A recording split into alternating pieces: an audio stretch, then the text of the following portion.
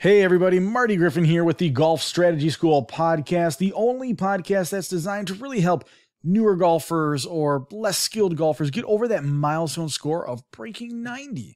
Now, as you probably also know, this whole last month we've done a special series all about breaking 80, and it involves 4 cornerstone principles. We've got our short game, because it's the part of the game we use the most.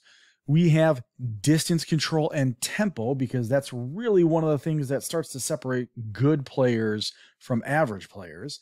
We then have the ability to play under pressure. How do you perform when the chips are down? And then lastly, and arguably the most important, is your mental game, the deep and varied ocean that is mental game. So let's talk about it.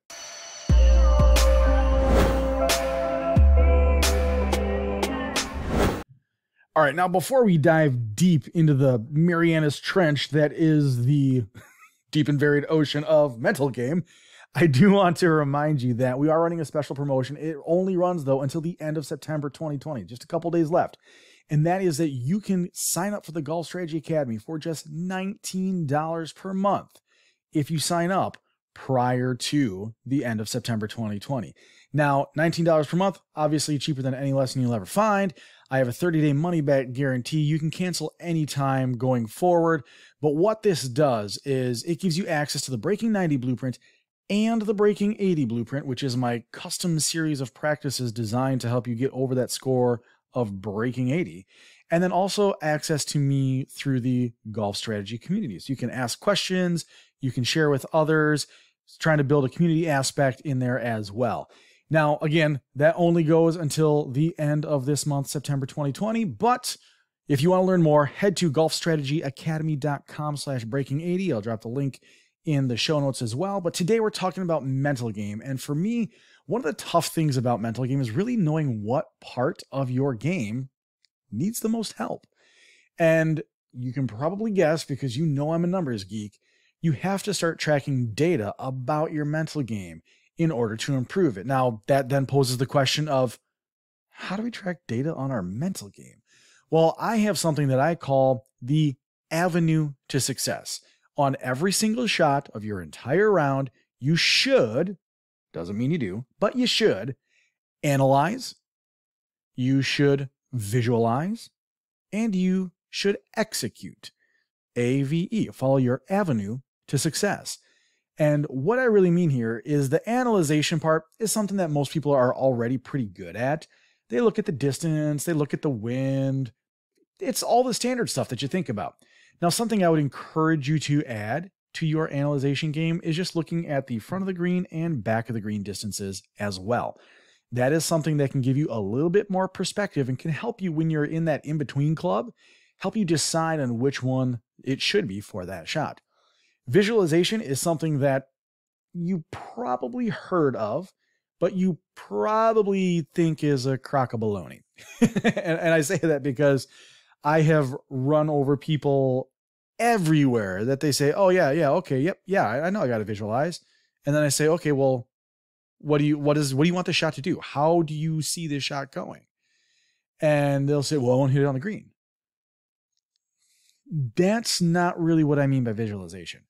By visualization, I want you to actually envision the shot all the way from the swing. What's it going to do in the air? How high is it going to climb? How fast? What trajectory? Where is it going to land? Where is it going to hit? Where is it going to roll to? Where is it going to stop? I want all of that as part of your visualization routine. Now, if you're not sure how to visualize, the easiest way I have found is to just say it out loud. Just say out loud what you want the shot to do.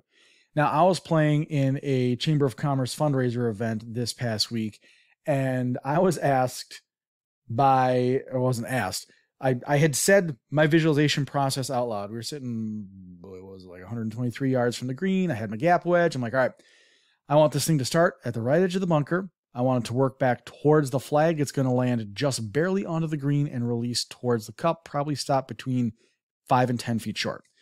And the person I was playing with, the gentleman who had invited me, who I knew through an acquaintance, I had never actually met him in person. He said, oh, that's some nice color commentary process. I'm like, well, that's not color commentary. That's exactly how I visualize my ball flight. And then that visualized ball flight then helps me determine how I want to swing the club. So I know that from 123 yards with my gap wedge, if I want to hit a draw that lands just onto the green was about 114. It was 123 to the pin. Just onto the green means that I don't need to put any extra effort into this shot, because I know that my gap wedge normally goes just a little shy of 120. And I just needed to stick to my 3/4 swing so I could really, really focus on line, and the ball would get there and do what we needed it to do. And he stopped and he turned his head and he thought about it. And he's like, you know what? That is a really, really good idea. And we had time, so we ended up hitting another shot. This was a scramble. And I had him hit another shot. I'm like, try that process for yourself. Whatever the club is, tell me how much effort you need to put into it, what you want the shape to be, and where you would envision it landing and releasing to. And it was a really basic thing. He just went through his little checklist. He's like, it's a pitching wedge. I know it's a full pitching wedge because it's going to get me onto the green. And that's my biggest concern, is just getting onto the green. And I know that I tend to pull my irons a little bit, especially my wedges. So I'm going to aim a little bit right. I'm probably going to pull it. It's going to fly straight the whole time though. And I should be on the green putting for birdie. And he did that. And he stuck to his plan. He followed through and it looked great. Now, when we get to the execution part, the execution is one where we get a lot of common misconceptions here. Execution is not, was the shot good? That is not what I'm interested in. Execution is, did I stick to my plan? Now, in the Breaking 80 blueprint, we go over something that's taught by Pia Nilsson, Lynn Marriott and Pia Nilsson, called the think box, play box mentality. And the short and sweet version is, when you're standing behind your shot, you're in your think box, you make the plan. When you step up to the ball, you hit the ball, you stick to the plan you just made. So our execution is a measurement of whether or not we stuck to our plan. It is a measurement of how committed we were to target, line, and swing. So in this circumstance from 123 yards, for me with my gap wedge, there really was no commitment issue, because that is right beautifully in the wheelhouse of that club distance-wise. Now, if this were 100 and let's say 28 yards that I had to go, that would be me hitting a firm, that'd be right between my gap wedge and my pitching wedge. That would be a really firm gap wedge or a manipulated soft pitching wedge. So if I had like 128 yards to go, I'm going to be right between clubs, and that's really going to test me on my execution phase. And really what this comes down to is just sticking to the plan that you made. Brad Faxon said that a commitment to the wrong decision will often give you a better result than waffling over the correct decision. So basically that means that if I step up to a 128-yard shot and I've got my gap wedge and I say, you know what, I'm going to hit my gap wedge, I'm going to hit it firm, and I should make it there, and I do that, it's going to give me a better result than if I took a pitching wedge, which might be the correct club, and said, oh boy, well, is this really a pitching wedge? Do I want to maybe be a little bit short and then I could use a gap wedge and a gap wedge would be okay? If I'm still wrestling with that as I'm standing over the ball, I can't make a committed swing. And that's really what that execution part comes to. Now, if we were to look at PGA professionals and we were to measure their success in all three of these throughout their round, they are going to follow that full process probably 95 to 98% of the time. Almost every single shot. You want to see what level you're at, and then you want to improve from there. So that's really what it comes down to with figuring out what part of your mental game needs work. And this is just the surface level. once we figure out, okay, is it analyzation? Am I bad at figuring out distances? Okay. Then we look, are your eyes lying to you? Do you have, like, my home course has GPS on the carts, so I can tap distances and see exactly where they are from the front of the green, back of the green, wherever. Or if I'm not playing at my home course, I've got a laser rangefinder. I know exactly how far the distance is every single time, all the time. So if I'm struggling on my analysis, maybe it's not really the analysis that's the problem. It's the distance control. So that would put me back into module 2 of the Breaking 80 blueprint, where I'm going through and I'm fine-tuning that process a little bit more. Do I kind of give up on my visualization? All right, well, if I don't visualize very often, then that could lead to an increase in waffling and a lower score on my execution phase as well. And if I'm having a really hard time with my execution, then what we need to do is we need to go back to module 3 of the Breaking 80 blueprint and focus more on how we perform under pressure. Because if we can learn how to cope with the pressure, it becomes a lot easier to be committed to whatever the swing is. And so that's really just kind of a nice, brief, overarching view of how you can start to analyze your mental game and see maybe where those cracks are. The other thing is kind of a course management, course mapping part of your mental game. Now, if you're working on Breaking 80, I'm probably not taking driver out of your hands too often. If you're working on Breaking 90, I'm probably taking driver out of your hands a lot. Because really what we want to do is we just want to get off the tee roughly 150 yards and not take a penalty. Like, we just want to be able to hit our next shot to break 90. For Breaking 80, you probably have a much better handle on your driver, but that doesn't mean that you can't play your tee shots more intelligently. Could depend on the shape of the hole, could depend more on the length of the hole. But also when we start making our approach shots, one of the things that we really want to do when we're trying to break 80, we're trying to get that first score in the 70s. What we want to do is we want to get to the point where we are giving ourselves more volume of birdie putts. So we don't necessarily care if they're stuck beautifully to 3.5 feet and they're basically a kick in. We just want to give ourselves a higher volume of birdie putts. So that means aiming center mass at a lot more greens. That means knowing your shot shape, and I probably shouldn't reveal this here because it's part of the Breaking 80 blueprint, but knowing your shot shape to the point of determining how far out you can aim. What do I mean?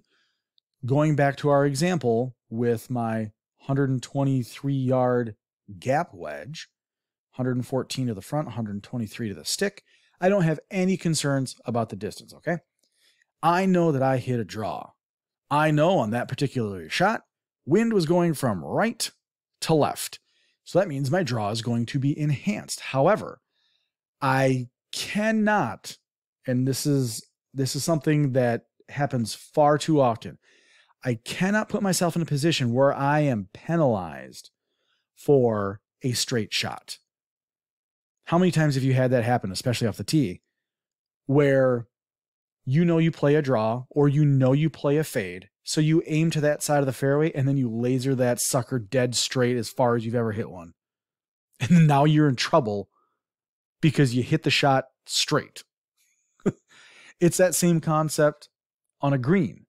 If I know that I draw the ball, that's fine. I can aim at the right-hand side of the green and try to draw the ball back to the pin.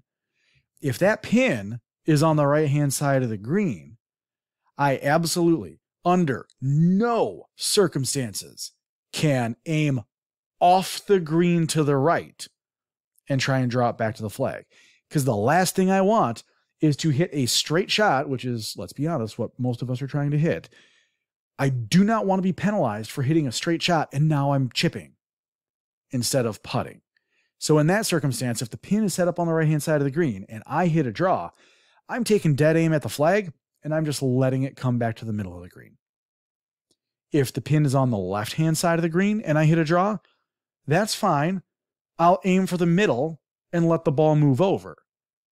But under no circumstances, if the pin is on the right, am I going to aim off of the green just to try to tuck it in and have like a 5-foot birdie putt. I would much rather have 10 attempts at a 20-foot birdie putt than to have one 5-foot birdie putt and then maybe 4 chips out of 10. You see what I'm saying? So if I have 10 shots and I aim off the green right 10 times, I might miss 30-40% of those off the green. Those are now chips. And when we're chipping, our conversion percentage goes way down for par compared to a putt. So now, yes, I might have one 5-foot birdie, but now I've got to get up and down 4 times. That sucks. If I just aim at the flag, if it's on the right-hand side and I play a draw, instead of off the green and trying to draw it to there, I might have that same 40% that miss right. Well, guess what? Now I'm missing closer to the flag. That 40% might be 10-foot birdies. And then I'm pretty darn confident that the other, not the other 60%, but at least another 4 or 5 of them are going to land on the green. And I'm going to have a 20 to 25-foot putt for birdie with that short of a wedge. I feel pretty darn confident hitting the green 8 out of 10 times with a gap wedge because it's one of my favorite clubs. And I just know that I'm very, very accurate with it. So rather than put myself at a higher risk in aiming off the green, I'm just going to aim at the flag because it's on the right and I play a right to left shot. And I'm just going to hit my regular shot. If I mishit it, I end up closer. If I don't, I end up where I planned. It's that easy. So kind of a sneak peek of one of our lessons in the Breaking 80 Blueprint, but that's one of our ways where we can start to shift our course management, our course mapping, and get a lot higher conversion rate on our shots rather than having like this one miraculous shot that you get to talk about on the 19th hole when you're having a drink with your friends. Oh yeah, remember that one on 16? Man, I hit that sucker so close. What was it? 2-3 feet? Oh, awesome. It was such an easy birdie. I loved it. Congratulations. But is it going to be that close the next 9 shots out of 10? I'll tell you, it's not. So risking it and going for the one big score versus playing slightly more conservative and still having a chance to convert. To me, it's easy if choice-wise. But if you're still working on breaking 80, chances are you're still making that mistake of being too aggressive and not thinking of what could happen, only thinking of what you want to happen. So planning goes a long way with golf. You know that already. Mental game is one of the hardest things to master. That's why we want to talk about where our mental game is strong, where our mental game needs improvement. So we follow our avenue to success, play a couple of rounds tracking that. And all you're going to do is you're just going to track that for each hole. All right, I had a 5 on a par 5. How many of those shots did I actually analyze? How many of those shots did I actually visualize? How many of those shots did I actually execute? All right, well, you know what? I was really, really good up until I got onto the green. And then I just spaced my visualization on one of the putts. So, you know what? For the visualization, I get 4 out of 5. On the analyzation, you know what? Yeah, I read the greens. I read the wind. I read the distance. I did all that well. 5 out of 5. Execution, you know what? I didn't visualize that one very well, that one putt. and that's why I missed my birdie putt.